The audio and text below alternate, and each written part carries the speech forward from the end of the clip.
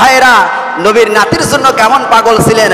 সত্যকে তারা অকট্ট চিত্রে তারা গ্রহণ করেছে, বাতিলের কাছে মাথা নত করে নাই।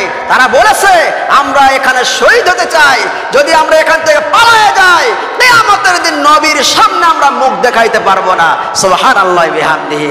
আমার ভাইরা মুহররমের 10 তারিখ চলে এসেছে। সকালবেলা ইমাম হোসাইন ফজরের নামাজের পরে আল্লাহর কোরআন তেলাওয়াত করতেছে, এইদিকে ইয়াজিদ বাহিনী তারা বলতেছে আরো সৈন্য বেশি চলে এসেছে। ফুরাত নদীর চতুর সাইডে তারা দাঁড়িয়ে আছে অস্ত্র সজ্জায় সজ্জিত। এদিকে আলী আসগর 6 মাসের সন্তান শাহের বানু ইমাম হোসাইনের স্ত্রী বলতেছে প্রাণের স্বামী, ছোট্ট বাচ্চা সে পানি বাগরে মারা যাচ্ছে, তার জিহ্বাটা বাহির হয়ে গেছে, একটু পানি নিয়ে আসে দাও না। বলে দাও, সন্তানকে দাও। ছোট্ট বাচ্চা আলী আসগরকে নিয়ে ফুরাত নদীর কিনারে গিয়ে বলতেছে ও ইয়াজিদ বাহিনী, তোমাদের সাথে আমার শত্রুতা থাকতে পারে, কিন্তু এই ছোট্ট বাচ্চা এর সাথে তো কোনো শত্রুতা নাই, একটু পানি দাও, সে তাকে একটু পানি পান করাইব। কিন্তু ইয়াজিদ বাহিনী তারা শুনল না। ইমাম হোসাইনের দিকে লক্ষ্য করে তীর মারলো। 20 মাকা তীর ইমাম হোসাইনের গায়ে না লাগে, ছোট্ট বাচ্চা আলী আসগরের বুকের মধ্যে লাগে, পেট দিয়ে বাহির হয়ে যায়। দেখতেছে তীরের মাথায় ইমাম হোসাইনের ছোট্ট বাচ্চা আলী আসগরের কলিজা দেখা যায়। জোরে কর না আল্লাহু আকবার। জিহ্বাটা বাহির করে দিয়েছে।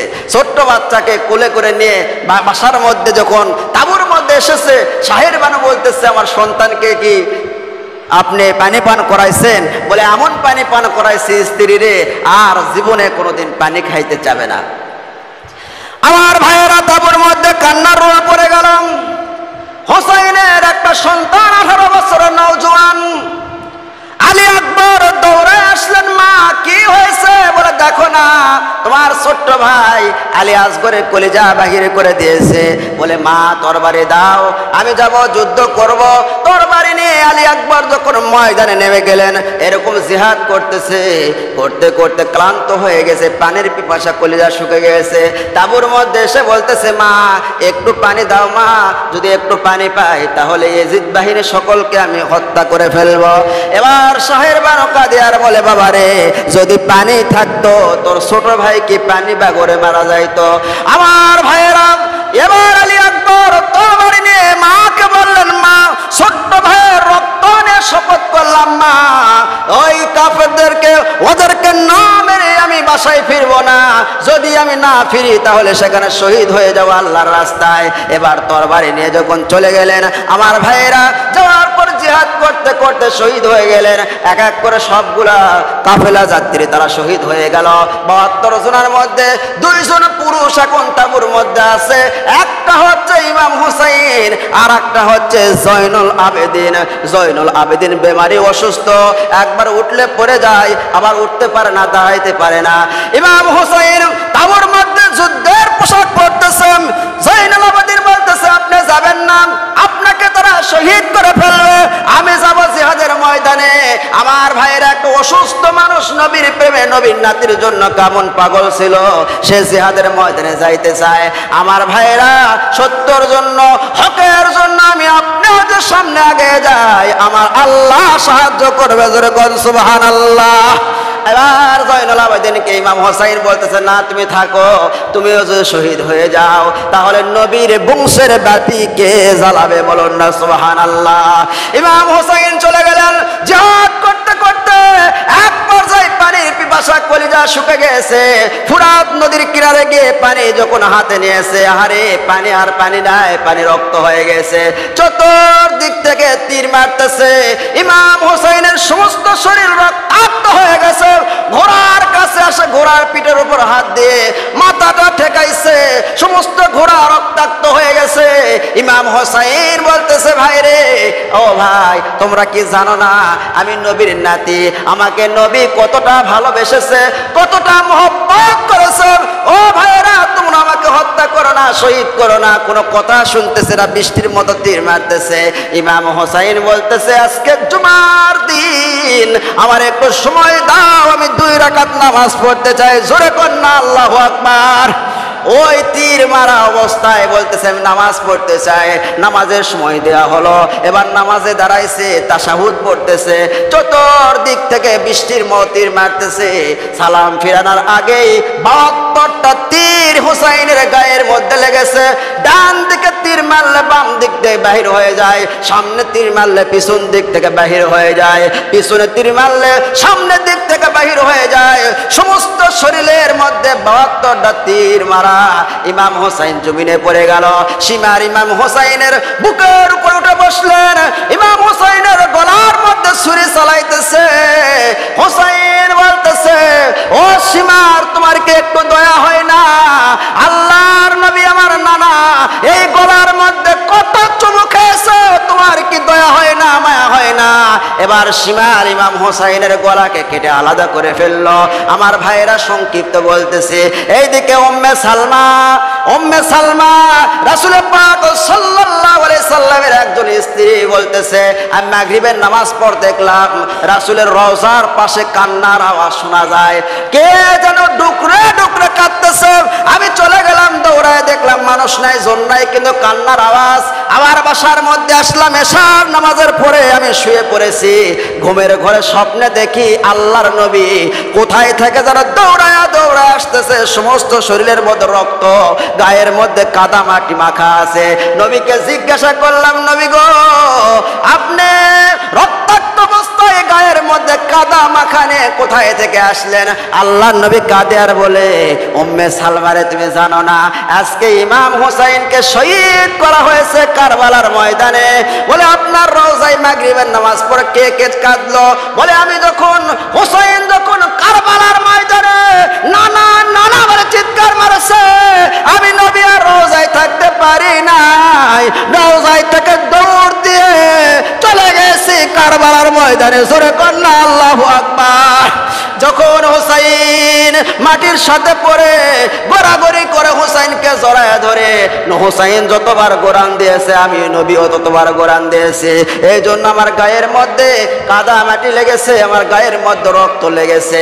আমার ভাইয়েরা দেখেন দিনের জন্য তারা কত কষ্ট করেছে। আল্লাহর হাবিব বলেন, ও সালমা, এই রক্ত আর এই কাদা মাখা মাটি আমি কিয়ামতের দিন নিয়ে দাঁড়ায় যাব, আর মা ফাতেমা হুসাইনের কাল্লা নিয়ে দাঁড়ায় যাবে আল্লাহর দরবারে। বলবে, আল্লাহ,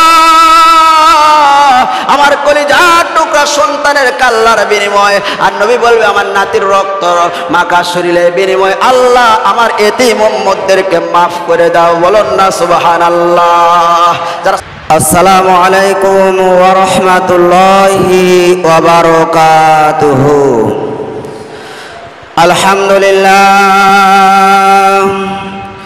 আলহামদুলিল্লাহ নাহমাদুহু ওয়া নাস্তাঈনুহু ওয়া নাস্তাগফিরুহু ওয়া নাউযু বিল্লাহি মিন শুরুরি আনফুসিনা ওয়া মিন সাইয়্যাতি আমালিনা।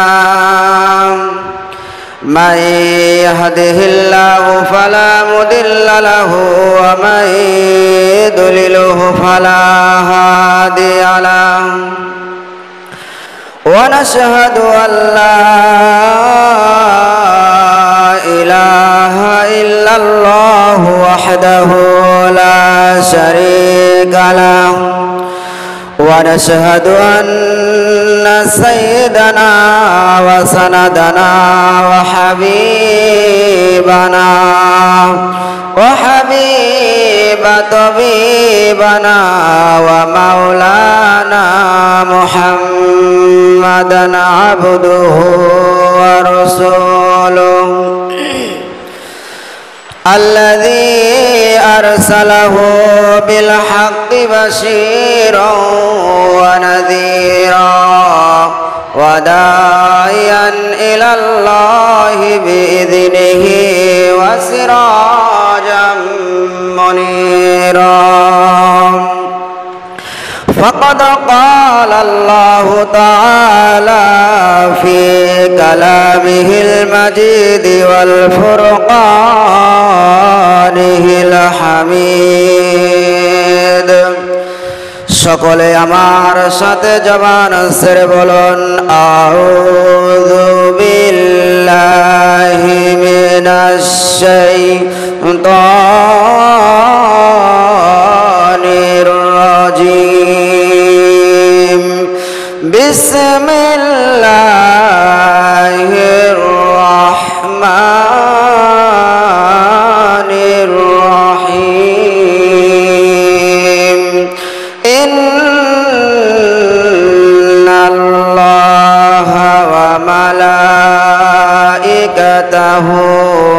يصلون على النبي يا أيها الذين آمنوا صلوا عليه وسلموا تسليما درود اللهم صل على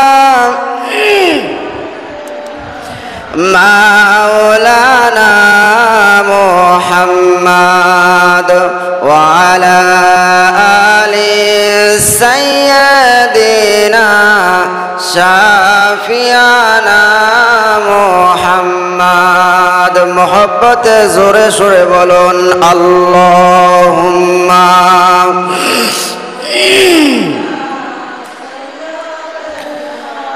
مولانا محمد وعلى آل سيدنا شافعا উড়ে যায় রে জোর কবুতর মা ফাতেমা কেন্দে কয় আজ বুঝি কারবালার আগুন লেগেছে মোর কলিজায় আল্লাহুম্মা সাল্লি আলা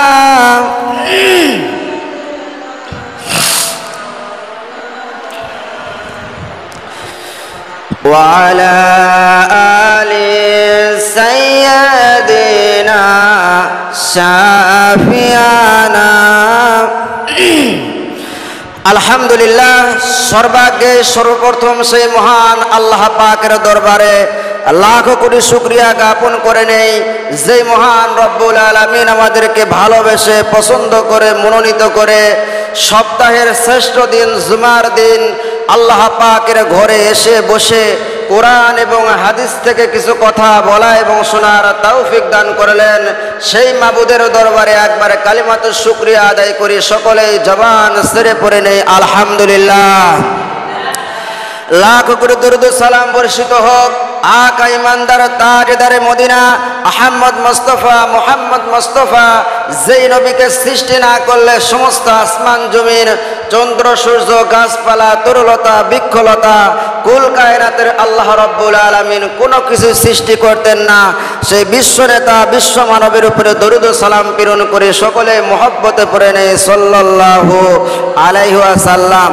প্রিয় সুধী সমাজ মুহররম মাস চলতেছে কি মাস বাবা মুহররম শব্দের অর্থই হচ্ছে সম্মানিত মাস এই মাসে মানব সৃষ্টির লগ্ন থেকেই আল্লাহ রাব্বুল আলামিন এমন এমন কিছু অলৌকিক ঘটনা ঘটাইছেন যা ইতিহাসের পাতায় স্বর্ণ অক্ষরে লেখা আছে আল্লাহ রাব্বুল আলামিন এই মুহররমের 10 মুহররমে আল্লাহ পাক পৃথিবীতে সবচাইতে বড় বড় ঘটনা ঘটাইছেন বলেন না সুবহানাল্লাহ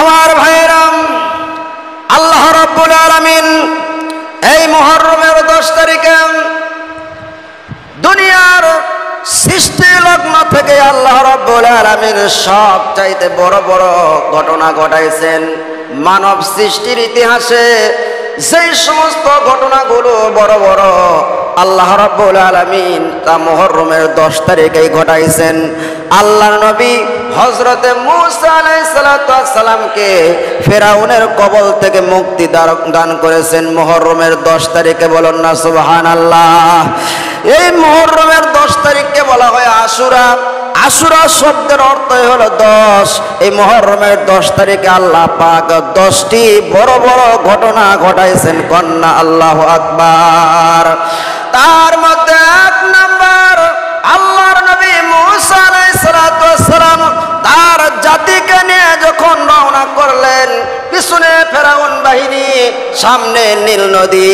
নীল নদীর কাছে যাওয়ার পরে তার জাতির লোকেরা বলল, হুজুর আমরা তো ধরা খায় গেছি, পিছনে ফেরাউন বাহিনী, সামনে নদী, আমরা কেমনে পার হব? আল্লাহর নবী মুসা পয়গম্বর বললেন, কাল্লা ইন্না মাইয়া রব্বি সায়াহদিন, কখনোই নয়, আমার রব আমাকে রাস্তা দেখাইবেন। বলেন না সুবহানাল্লাহ। আল্লাহ রাব্বুল আলামিন মুসা আলাইহিস সালামকে বললেন, মুসা তোমার হাতের মধ্যে লাঠিটা ওই নীল নদীর মধ্যে নিক্ষেপ করো, বাড়ি মারো। বাড়ি মারার সঙ্গে সঙ্গে একটা নয়, দুটা নয়, 12টা রাস্তা আমার আল্লাহ করে দেন। বলুন না সুবহানাল্লাহ। 1 কিলো 2 কিলো নয়, 40 মাইল পর্যন্ত রাস্তা ছিল। আর সমুদ্রের মাঝখান দিয়ে মুসা আলাইহিস সালাম তার জাতিদেরকে নিয়ে পার হয়ে চলে গেলেন। ফেরাউনকে নীল নদীর মধ্যে আমার আল্লাহ সুবায়া সুবায়া মারলেন। আর মুহররমের 10 তারিখে আমার আল্লাহ এই ঘটনা ঘটাইছিলেন। কন্যা সুবহানাল্লাহ। দ্বিতীয় নাম্বার ঘটনা, হযরত নূহ আলাইহিস সালাম 40 দিন পর্যন্ত মহাপ্লাবনের মধ্যে তাম দুনিয়া ধ্বংস হয়ে গেছে।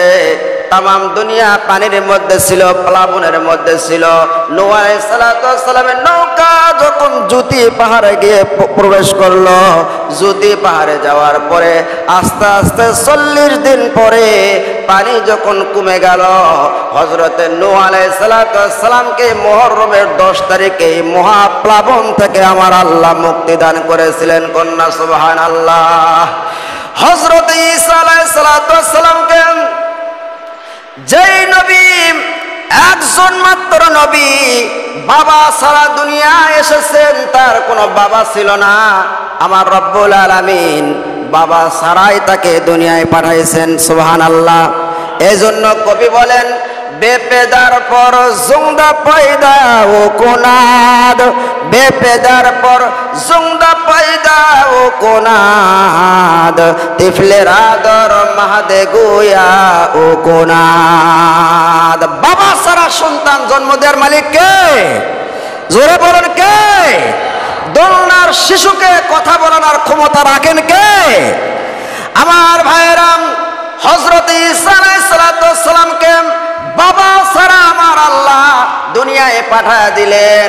আর আদম আলাইহিস সালাম এবং মা হাওয়াকে বাবা মা দুজন সারাই দুনিয়ায় পাঠাইছেন। কন্যা সুবহানাল্লাহ। হযরত ঈসা আলাইহিস সালামকে আল্লাহ রাব্বুল আলামিন, ঈসা নবী আল্লাহর কাছে দোয়া করেছিলেন, আল্লাহ আমারে তুমি নবী না বানায়া শেষ নবী মুহাম্মদুর রাসূলুল্লাহ সাল্লাল্লাহু আলাইহি সাল্লামের উম্মত যদি বানাইতে, আমার জীবন ধন্য আর পূর্ণ হয়ে যাইত। আল্লাহ রাব্বুল আলামিন হযরত ঈসা আলাইহিস সালামের দোয়াকে কবুল করে নিয়েছেন। কন্যা সুবহানাল্লাহ।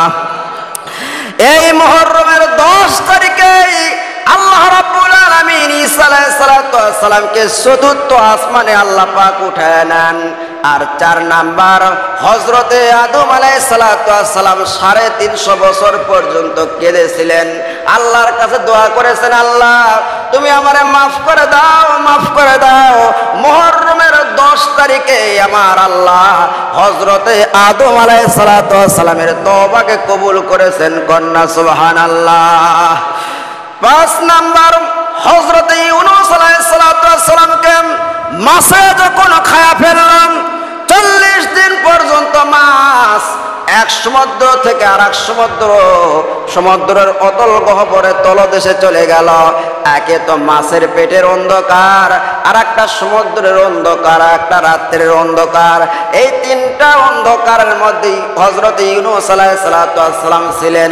40 দিন পরে ইউনূস আলাইহিস সালামকে মাছের পেটে থেকে আমার আল্লাহ মুক্তি দান করেছিলেন মুহররমের 10 তারিখে। সুবহানাল্লাহ। আমার ভাইয়েরাম, হযরত ইয়াকুব আলাইহিস সালাম তার সন্তান ইউসুফ আলাইহিস সালামের জন্য কাঁদতে কাঁদতে তার চোখ দুটি অন্ধ হয়ে গেছিল। আল্লাহ রাব্বুল আলামিন এই মুহররমের 10 তারিখে হযরত ইয়াকুব আলাইহিস সালাতু ওয়াস সালামের চোখকে ফিরিয়ে দেন, কন্যা সুবহানাল্লাহ। হযরত ইউসুফ আলাইহিস সালাতু ওয়াস সালামকে কুয়ার মধ্যে তার ভাইরা ফেলে দিয়েছিল, 7 ভাই অথবা 11 ভাই মিলে কুয়ার মধ্যে ফেলে দিয়েছিল। এই মুহররমের 10 তারিখে আমার আল্লাহ হযরত ইউসুফ আলাইহিস সালাতু ওয়াস সালামকে কূপ থেকে নাজাত দান করেন, কন্যা সুবহানাল্লাহ। 7 নাম্বার হযরত ইব্রাহিম আলাইহিস সালাতু ওয়াস সালামকে জাতির পিতাকে নমরুদ যখন আগুনের মধ্যে ফেলে দিল, আমার আল্লাহ আগুনকে নোটিশ জারি করে দিলেন, কুলনা ইয়া নারু কুনি বারদাও ওয়া সালামান আলা ইব্রাহিম। হে আগুন, আমার ইব্রাহিম, আমার বন্ধু, আমার খলিলের জন্য আগুন তুই শান্তিদায়ক ঠান্ডা হয়ে যা, বলুন না সুবহানাল্লাহ। এই মুহররমের 10 তারিখে আল্লাহ রাব্বুল আলামিন হযরত ইব্রাহিম আলাইহিস সালাতু ওয়াস সালামকে ওই আগুন থেকে মুক্তি দান করেছিলেন, সুবহানাল্লাহ বিহামদিহি। 9 নাম্বার হযরত দাউদ আলাইহিস সালাতু ওয়াস সালামের তওবাকে মুহররমের 10 তারিখে আমার আল্লাহ কবুল করেছেন, কন্যা সুবহানাল্লাহ। মুহররমের 10 তারিখে 10 নাম্বার হযরত ঈসা আলাইহিস সালাতু ওয়াস সালাম আবার দুনিয়ায় আসবেন। দামেস্কের জামে মসজিদের ছাদের উপরে চলে আসবেন, তাকে নামে নিয়ে আসা হবে। নিচে আসার পরে উনি আসরের নামাজ পড়বেন, সেটা ছিল মুহররমের 10 তারিখ হবে, বলুন না সুবহানাল্লাহ।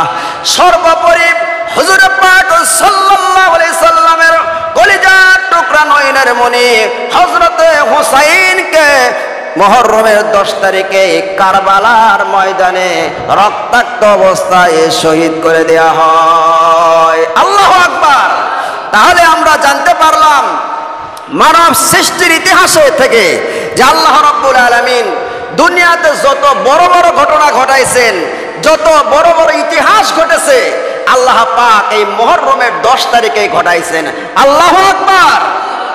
আমার ভাইয়েরাম, হযরতে মা ফাতেমা তার কলিজার টুকরা নয়নের সন্তান, 2 সন্তানের জন্য দোয়া করেছিলেন, আল্লাহ আমার হাসান আর হুসাইনকে নবীর উম্মতের জন্য আমি কুরবানি করে দিলাম।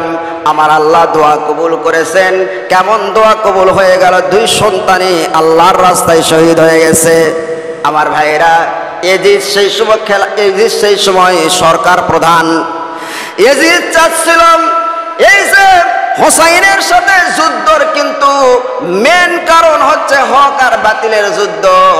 এই মুহররম মাসেই হক আর বাতিল চিনা গেছে, কে হক আর কে বাতিল, কন্যা আল্লাহু আকবার। এজিদ চেয়েছিল রাজতন্ত্র কায়েম করার জন্য, বাবার বেটাই রাজা হবে, রাজার ছেলেই রাজা হবে।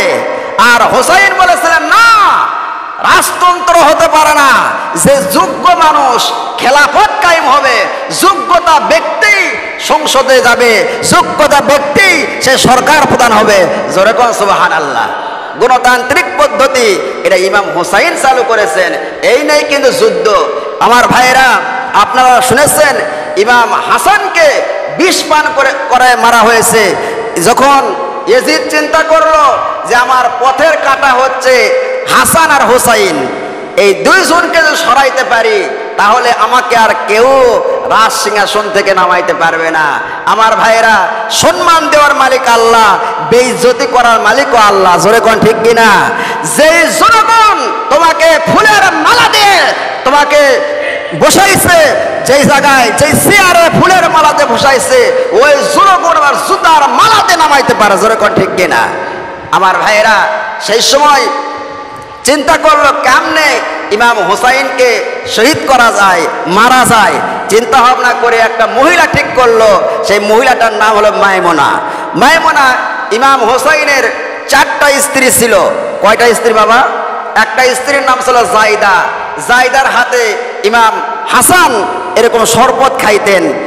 জাইদার কাছে আসে মাইমুনা, বলল, জাইদা তোমাকে তো হাসান ভালোবাসে না, ওই অন্য স্ত্রীদেরকে বেশি ভালোবাসে, এরকম গিরিঙ্গি কূটনীতি শুরু করে দিল, তুমি যদি এই হাসানকে মারতে পারো তাহলে এই দেশের সরকার রাজার সাথে তোমার বিবাহ হবে, সে হবে রাজা, তুমি হলো রাজরানী। এই যে কথাগুলো বলার পরে মহিলা মানুষ তো তার দিল গলে গেছে যে আমি কেন রাজার স্ত্রী হওয়া বাদ দিয়ে এই হাসানের সাথে থাকবো। ওই শরবতের মধ্যে বিষ খাওয়ায় দেয়, বিষ দেয়। হাসানকে যখন শরবত নিয়ে এসে দেওয়া হয়, হাসান সেই সময় শরবতটা পান করে প্রত্যেক দিনের মতো। শরবত খাওয়ার পরে শরীরটা নীল নীল হয়ে গেছে, বিষ ক্রিয়া শুরু হয়ে গেছে, বুঝতে পেরেছে যে আমাকে বিষ খাওয়ানো হয়েছে। ইমাম হাসান ডাক মারলেন, সাইদা তুমি কি শরবত খাওয়াইলা? আমার শরীর এরকম লাগে কেন? বলে প্রাণের স্বামী প্রত্যেক দিনের মতোই তো আমি তোমার শরবত খাওয়াইছি। বল না জায়দা, না, তুমি শরবতের মধ্যে বিষ খাওয়াইছো। জায়দা রে, তোমারে আমি কিছু বলবো না, আমার মায়ের দোয়া কবুল হয়েছে। আমার ছোট্ট ভাই হুসাইনকে ডাক দাও, তার সাথে আমি শেষবারের মতো দুটো কথা বলতে চাই। হুসাইন দৌড়ে আসলেন, এসে বলতেছে, ভাই কি হয়েছে, তোমার এই অবস্থা কেন? ভাইরে, তোমারে কে বিষ খাওয়াইছে আমারে বলো, তারে আমি হত্যা করে ফেলবো। বলে না রে ভাই, না, আমার মা দোয়া করেছে, আমার মার দোয়া কবুল হয়েছে রে ভাই, আমি শহীদ হয়ে যাইতেছি, তোমারও কিন্তু পালা সামনে আসতেছে। এ ভাই, শহীদ হওয়ার সময় ধৈর্য ধারণ করবে, আর যখন বেশি কষ্ট হবে নানা নানা বলে ডাক দিবে, একটু হলেও কলেজায় শান্তি পাবে। কন্যা সুবহানাল্লাহ। আমার ভাইয়েরাম, হাসান দুনিয়ায় থেকে বিদায় নিয়ে চলে গেল। এবার পথের কাটা আছে একজন হুসাইন। হুসাইনকে কেমনে মারা যায়?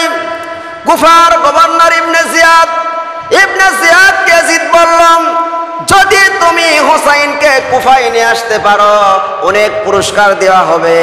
চিঠি লেখা শুরু করলো। চিঠি লিখতে লিখতে একটা দুটা চিঠি নয়, 40,000 চিঠি ইমাম হুসাইনের কাছে চলে গেল। চিঠির মধ্যে লেখা আছে, আমরা কুফাবাসী আপনারে বড় ভালোবাসি, আপনি আসেন কুফাতে, আপনার হাতে আমরা বায়াত গ্রহণ করব, আপনি যা বলবেন আমরা তাই শুনব, আসেন আসেন আপনি কুফায় আসেন। ইমাম হুসাইন চিঠি পাইতেছে, মুরব্বীদেরকে নিয়ে পরামর্শ করলেন, মুরব্বীরা আমার কাছে চিঠি এসেছে, একটা নয় দুটা নয়, 40,000 চিঠি এসেছে, আমরা কি করব?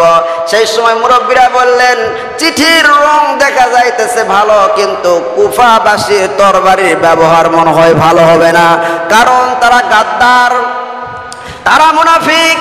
আপনার বাবা হযরত আলীর সাথে তারা মুনাফিকি করেছে, সুতরাং আপনি একটু চিন্তা ভাবনা করেন, আগে যাওয়ার দরকার নাই, মুসলমানের পক্ষে কাউকে ওখানে পাঠিয়ে দেওয়া হোক। কে যাবে মুসলমানের পক্ষে সেখানকার খবর নেওয়ার জন্য?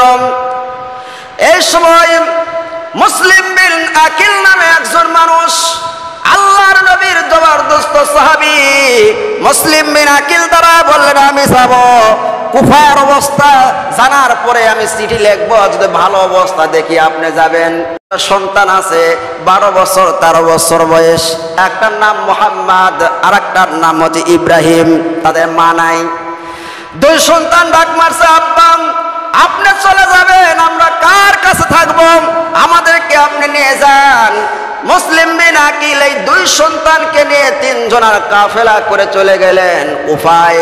যাওয়ার পরে জামে মসজিদে আসেন, কুফাবাসীরা শুনতে পেয়েছে হুসাইনের পক্ষে লোক এসেছে, এক এক করে 30,000 লোক হুসাইনের পক্ষে বায়াত গ্রহণ করেছে। কন্যা সুবহানাল্লাহ।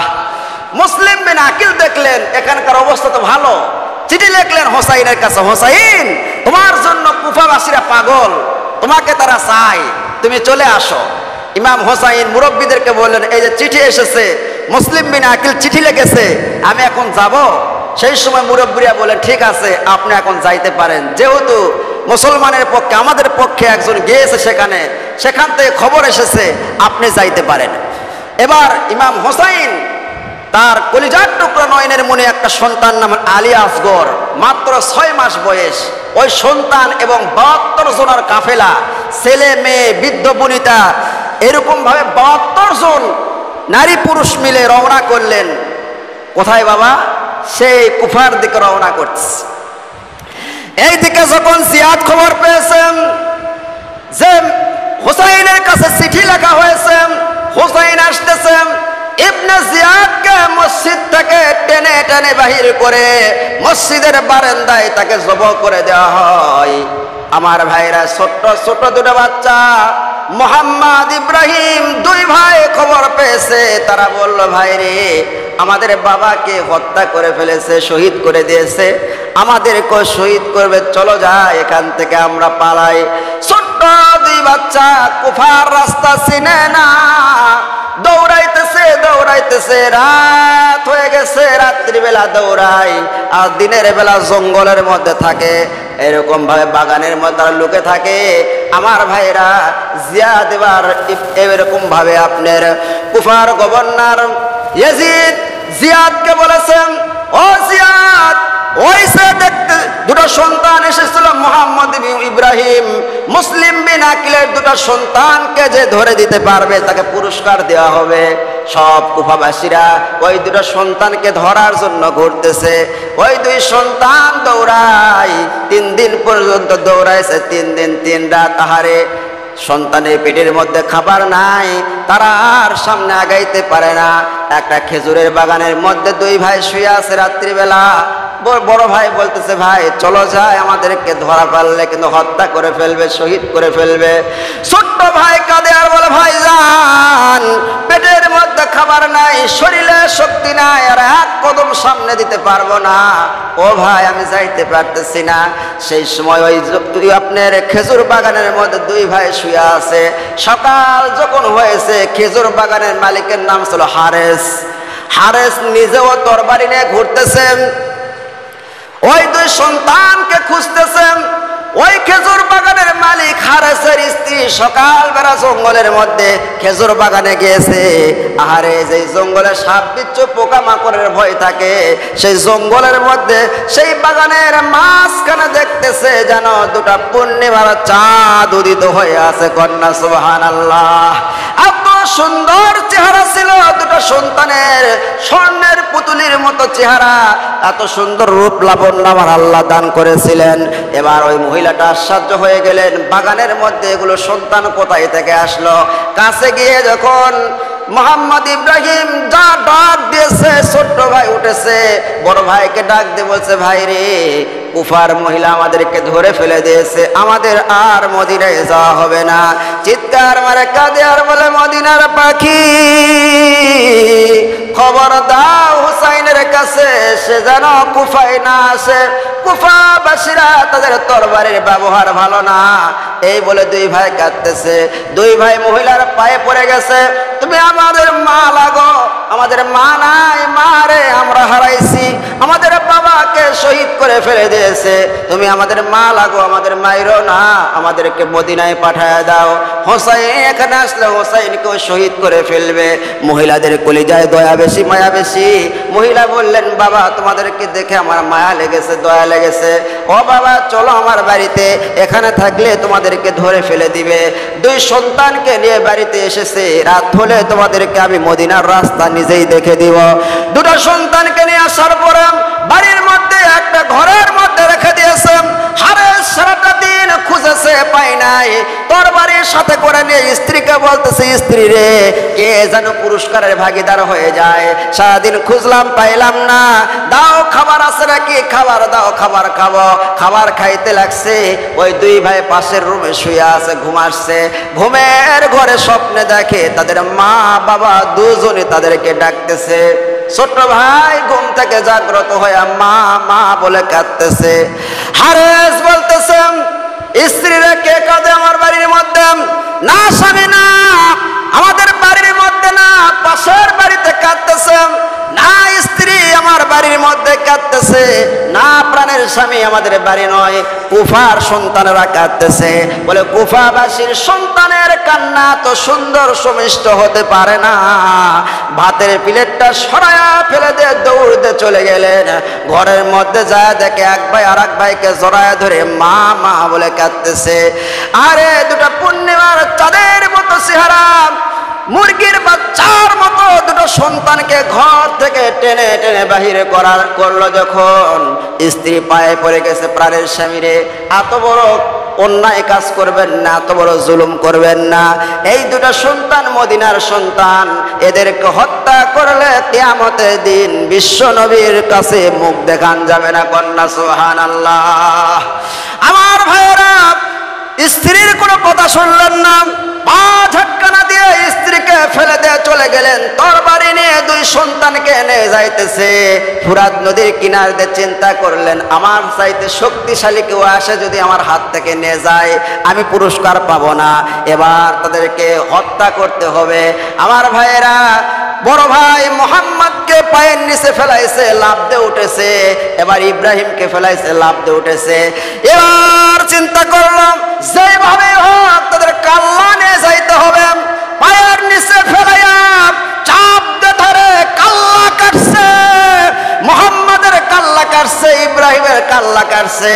যখন কাল্লা গলার মধ্যে যখন ছুরি চালায়, দুই ভাই কাঁদে আর বলে, হারেস রে, আমাদেরকে মাইরো না, আমাদের মা নাই, আমাদের বাবা নাই, আমাদেরকে ছেড়ে দাও, আমরা মদিনায় চলে যাব, হোসাইনকে খবরটা দিব। চোখের পানি ছেড়ে আর কাঁদে আর বলে, এ মদিনার পাখিরা, কই তোমরা এ খবর দাও হোসাইনকে, এখানকার কুফাবাসীর তরবারির ব্যবহার ভালো না। চোখের পানি ছেড়ে ছেড়ে দুই ভাই কাঁদতেছে। হারেসের অন্তরের মধ্যে কোনো দয়া হলো না, মায়া হলো না। দুইজনকেই যখন গলা কেটে রুমালের মধ্যে করে রুমাল বাঁধে যখন যাইতেছে, দুজনকে দুই সাইডে যখন দরিয়ার মধ্যে ফেলে দিয়েছে, সমুদ্রের মধ্যে ফেলে দিয়ে চলে যাইতেছে, পিছন থেকে কে যেন ডাকতেছে, হারেস রে, মাইরো না, আমাদেরকে মাইরো না, আমাদের মা নাই, বাবা নাই। পিছনের দিকে তাকায় দেখে, ওই যে নীল নদীর মধ্যে, দরিয়ার মধ্যে ফেলে দিয়েছে দুই ভাইকে, ফুরাত নদীর মধ্যে। ওই দুই ভাই দুই সাইডে পড়েছিল। দুই ভাই একত্রিত হয়ে এক ভাই আর এক ভাইকে জড়ায়া ধরে আছে। কাল্লা আছে হারেসের কাছে, কিন্তু অটোমেটিক কথা বাইর হয়, জোরে কন্যা আল্লাহু আকবার। আমার আল্লাহ বলে, আমার রাস্তায় যারা শহীদ হয় তারা, তাদেরকে মৃত্যু বলো না, তারা জীবিত। বাল আহইয়াউ ওয়ালাকিন লা তাশউরুন। আল্লাহু আকবার। আমার ভাইয়েরা, এদিকে ইমাম হোসাইন আসতেছে 72 জনের কাফেলা নিয়ে। যখন কারবালার ময়দানে চলে আসছে, রাত হয়ে গেছে, মাগরিবের সময় হয়ে গেছে। ও সাথী সঙ্গীরা, এখানে তাবু গাড়ো, এখানে আমরা থাকবো। জায়গা চিনে না, যখন তাবু কাটতে লাগছে, মাটি খুঁড়ে রক্ত বাহির হয়, গাছের ডাল কাটে রক্ত বাহির হয়। ও হোসাইন, এটা কোন জায়গা যেখানে হাত দিয়ে রক্ত বাহির হয়? জিজ্ঞাসা করে, একটু দাঁড়াও, এটা কোন জায়গা? একজনকে জিজ্ঞাসা করলো, ভাই এটা কোন জায়গা? বলে, আপনারা কোথায় থেকে এসেছেন? বলে, আমরা মদিনায় থেকে এসেছি, আমি হলাম নবীর নাতি হোসাইন। বলে, এটাই হচ্ছে, এটার নাম হচ্ছে কারবালা। আল্লাহু আকবার। ইমাম হোসাইন বললেন, এখানে তাবু গাড়ো, এখানে আমি থাকবো। আমার নানা বলেছে আমি কারবালার ময়দানে শহীদ হয়ে যাব। আল্লাহু আকবার। ইমানদারেরা বাতিলের কাছে কোনো সময় মাথা নত করে নাই, জোরে কন্যা আল্লাহু আকবার। ইমানের শক্তি নিয়ে সামনে অগ্রসর হয়েছে, বাতিল শক্তি খড়কুটার মতো তারা ভেসে গেছে, জোরে কন্যা সুবহানাল্লাহ। ইমাম হোসাইন সেখানে আছে। মুহররমের 7 তারিখে রাত্রিবেলা আমার ভাইয়েরা, চতুর্দিকে ইয়াজিদ বাহিনী এরকম ভাবে 4000 সৈন্য নিয়ে ঘেরাও করছে। আমার ভাইয়েরা, তাদেরকে পানি দেওয়া হয় নাই। অনেক লম্বা ইতিহাস, সংক্ষিপ্ত বলতেছি। পানি দেওয়া হয় নাই, খাবার দেওয়া হয় নাই। ছোট্ট ছোট্ট বাচ্চারা আছে। সকালবেলা ফজরের নামাজের পরে ইমাম হোসাইন আল্লাহর কোরআন তেলাওয়াত করতেছে, জোরে কোন সুবহানাল্লাহ। এইদিকে ইয়াজিদ বাহিনী তারা অস্ত্র সজ্জায় সজ্জিত হয়ে হোসাইনকে মারতে আসছে। এমন সময়ও দিলের মধ্যে কোনো ভয় নাই, কোনো মায়া নাই। তারা আল্লাহর কোরআন পড়তেছে, নামাজ পড়তেছে। আমার ভাইয়েরা, হোসাইনকে বলো যুদ্ধ করো। হোসাইন বলল, না, আমি তো বেড়াইতে আসছি, আমি তো যুদ্ধ করতে আসি নাই। এক কথা দুই কথা, 8 তারিখ পার হয়ে গেল, 9 তারিখ পার হয়ে গেল। 9 তারিখ দিবাগত রাত্রিবেলা ইমাম হোসাইন তার সাথী সঙ্গীদেরকে বললেন, ও আমার সাথী সঙ্গীরা, আমাকে তারা চায়, আমাকে তারা শহীদ করতে চায়, তোমাদের সাথে কোনো শত্রুতা নাই। এই যে আমি আমার তাবুর বাতিকে নিভাইয়া দিলাম, যে যেই দিক দিয়ে পারো সেই দিক দিয়ে তোমরা চলে যাও, আমার সাথে তাদের শত্রুতা, আমাকে তারা শহীদ করবে, তোমরা এখান থেকে চলে যাও নিজেদের জীবন নিয়ে। আমার ভাইয়েরাম, মুহররমের 9 তারিখ দিবাগত রাত্রে ইমাম হোসেনের তাঁবুর মধ্যে কান্নার রোল পড়ে গেল। সকল সাথী সঙ্গীরা কাঁদতেছে। তাঁবুর মধ্যে আবার যখন বাতি জ্বালায় দিয়েছে, 72 জনের কাফেলার একজন ইমাম হোসেনকে ছেড়ে যায় নাই। কন্যা সুবহানাল্লাহ। কেমন নবীর আশেক ছিলেন, নবীর দৈহিত্র আশেক ছিলেন, নবীর নাতির আশেক ছিলেন, নবীর প্রেমে পাগল ছিলেন তারা। আমার ভাইয়েরা, নবীর নাতির জন্য কেমন পাগল ছিলেন। সত্যকে তারা অকট্ট চিত্রে তারা গ্রহণ করেছে, বাতিলের কাছে মাথা নত করে নাই। তারা বলেছে আমরা এখানে শহীদ হতে চাই, যদি আমরা এখান থেকে পালায়ে যাই কিয়ামতের দিন নবীর সামনে আমরা মুখ দেখাইতে পারবো না। সুবহানাল্লাহ বিহামদিহি। আমার ভাইরা, মুহররমের 10 তারিখ চলে এসেছে। সকালবেলা ইমাম হোসাইন ফজরের নামাজের পরে আল্লাহর কোরআন তেলাওয়াত করতেছে। এইদিকে ইয়াজিদ বাহিনী তারা বলতেছে আরো সৈন্য বেশি চলে এসেছে। ফুরাত নদীর চতুর সাইডে তারা দাঁড়িয়ে আছে অস্ত্র সজ্জায় সজ্জিত। এদিকে আলী আসগর 6 মাসের সন্তান শাহের বানু ইমাম হোসাইনের স্ত্রী বলতেছে, প্রাণের স্বামী, ছোট্ট বাচ্চা, সে পানি বাগরে মারা যাচ্ছে, তার জিহ্বাটা বাহির হয়ে গেছে, একটু পানি নিয়ে আসে দাও না। বলে দাও, সন্তানকে দাও। ছোট্ট বাচ্চা আলী আসগরকে নিয়ে ফুরাত নদীর কিনারে গিয়ে বলতেছে, ও ইয়াজিদ বাহিনী, তোমাদের সাথে আমার শত্রুতা থাকতে পারে, কিন্তু এই ছোট্ট বাচ্চা, এর সাথে তো কোনো শত্রুতা নাই, একটু পানি দাও, সে তাকে একটু পানি পান করাইব। কিন্তু ইয়াজিদ বাহিনী তারা শুনলো না। ইমাম হোসাইনের দিকে লক্ষ্য করে তীর মারলো। 20 মাকা তীর ইমাম হোসাইনের গায়ে না লাগে, ছোট্ট বাচ্চা আলী আসগরের বুকের মধ্যে লাগে, পেট দিয়ে বাহির হয়ে যায়। দেখতেছে তীরের মাথায় ইমাম হোসাইনের ছোট্ট বাচ্চা আলী আসগরের কলিজা দেখা যায়। জোরে কর না আল্লাহু আকবার। জিহ্বাটা বাহির করে দিয়েছে। ছোট্ট বাচ্চাকে কোলে করে নিয়ে বাসার মধ্যে যখন তাঁবুর মধ্যে এসেছে, শাহের বানু বলতেছে, আমার সন্তানকে কি আপনি পানি পান করাইছেন? বলে এমন পানি পান করাইছি স্ত্রী রে, আর জীবনে কোনোদিন পানি খাইতে চাবে না। আমার ভাইয়েরা, তাঁবুর মধ্যে কান্নার রোল পড়ে গেল।